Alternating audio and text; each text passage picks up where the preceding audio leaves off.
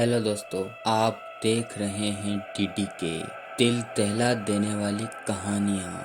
तो चलिए बढ़ते हैं आज की कहानी की ओर। कराची के गली मोहल्ले में पिछले काफ़ी समय से नीली साड़ी वाली एक मृत लड़की की तथाकथित भटकती आत्मा के किस्से सरगर्मी से लोगों का ध्यान अपनी ओर खींच रहे हैं। कुछ साल पहले ताहिरा नाम की एक लड़की एक दुर्घटना में मौत का शिकार हो गई थी, लेकिन उसकी हर बरसी के बाद पुलिस को यह रिपोर्ट मिली कि किसी नीली साड़ी वाली ने अमुक स्थान पर रात में किसी मोटर कार को रास्ते में रोका और उसके चालक से लिफ्ट देने की याचिका की।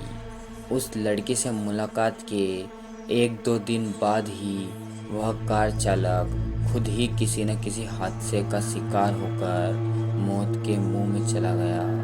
नीली साड़ी वाली इस रहस्यमय लड़की का पहला शिकार कराची का एक उद्योगपति हुआ। यह उद्योगपति आधी रात के बाद एक नाइट क्लब से निकलकर कार से अपने घर जा रहा था कि रास्ते में उसे एक नीली साड़ी वाली लड़की ने रोका। कार रुकी तो लड़की ने कहा, अगर आपको तकलीफ़ न हो तो आप मुझे मेरे घर तक छोड़ दीजिए। उद्योगपति इसके लिए राज़ी हो गया, लेकिन जब उसने अपनी गाड़ी उस लड़की के बताए हुए मोहल्ले में रोकी तो उसने पाया कि लड़की कार से गायब थी। उस नौजवान ने यह अनोखी घटना अपने कई दोस्तों को भी सुनाई। घटना के 3-4 दिन बाद ही एक कार दुर्घटना में उसकी मौत हो गई। इस घटना के कुछ दिन बाद ही एक मैकेनिक प्रेत छाया का शिकार हो गया।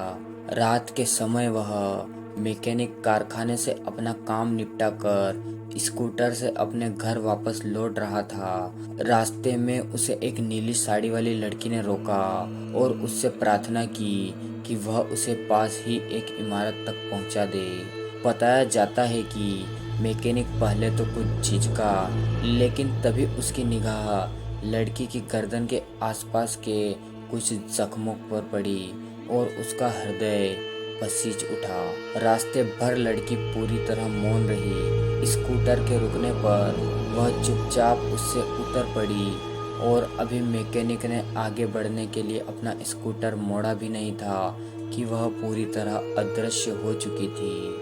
आप पूछेंगे मैकेनिक का क्या हुआ? वह 2-4 दिन बाद ही अपने कुछ दोस्तों के साथ समुद्र में नहाने के लिए निकला और वहां पानी में डूबकर उसकी मृत्यु हो गई। मैकेनिक के बाद एक पुलिस अधिकारी की बारी आई। तस्करी नियंत्रण विभाग का यह वरिष्ठ अधिकारी एक रात कार से अपने घर वापस लौट रहा था। उसने देखा कि नीली साड़ी पहने लड़की उसे रुकने का इशारा कर रही थी। उसने अपनी गाड़ी रोक दी। उसे शक हुआ कि वह लड़की अपराधियों के किसी गिरोह से जुड़ी हुई है। लड़की ने उसे बताया कि वह एक दुर्घटना में जख्मी हो गई है और जल्दी से जल्दी अपने घर पहुंचना चाहती है। पुलिस अधिकारी को उसने अपनी गर्दन पर हुए जख्म दिखाए। आखिर वह उसे उसके घर तक लिफ्ट देने के लिए राज़ी हो गया। उसकी गाड़ी एक बंगले के सामने पहुंची। लड़की ने उसे वहीं रुकने का इशारा किया। लड़की के अंदर जाने पर अधिकारी ने एहतियातन उस बंगले का नंबर नोट कर लिया और फिर कार अपने गंतव्य की ओर मोड़ ली।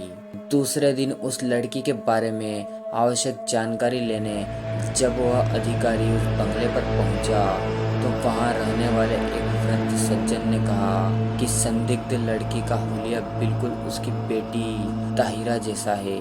उसने बताया कि बरसों पहले एक दिन ताहिरा अपने भाई के साथ सैर करने के लिए निकली थी।